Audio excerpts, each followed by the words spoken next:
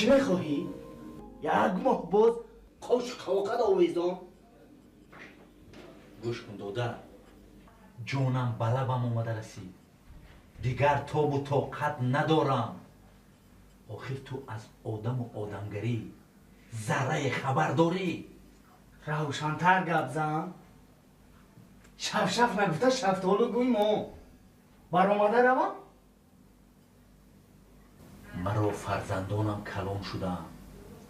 این حولی و منو تو تنگی میکنم. مهمونی یک روز بود، 2 روز بود، آخر 10 سال شد تو در گردنی من باری، استخوان در گلویم. احسن. انا تو چی میخواسته ای؟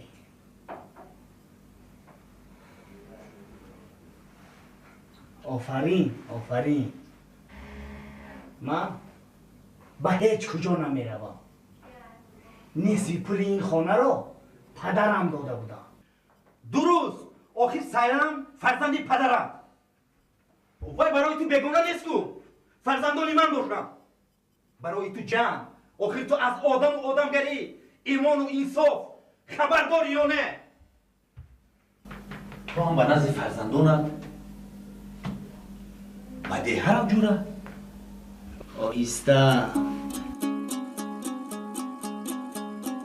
پدرم نفهمم. من مهمان نیستم. من همش را شنیدم. گوش کن پسرم، تو به این حوله خانه هیچ حقوقی معنوی نداری. امک صبر کن سمر جان. تو به نزد فرزندهایت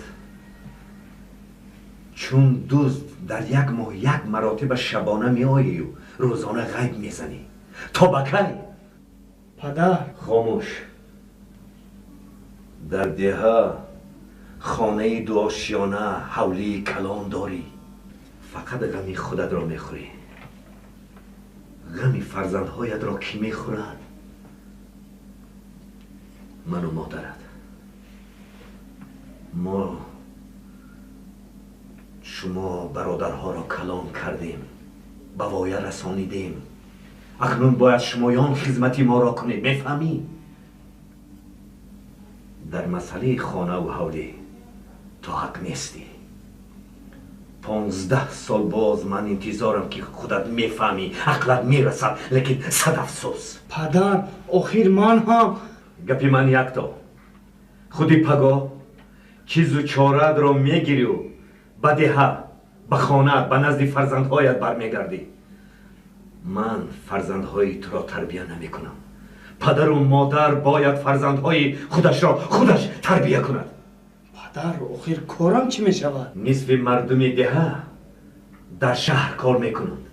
سحر میروند، بگاهی برمیگردند. تو هم همین کار را میکنی.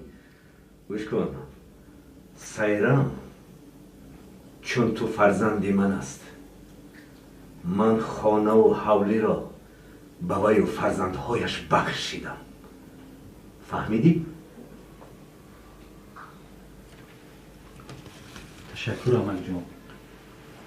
سمر جان، تو هم به من چون پسر هستی. من از شما منت دارم. یک مورد در خدمت شما. خودت فکر کن، کدام پدر و مادر خاری فرزندش را میخواهد؟ پسرم، را از کارت دیر نکن.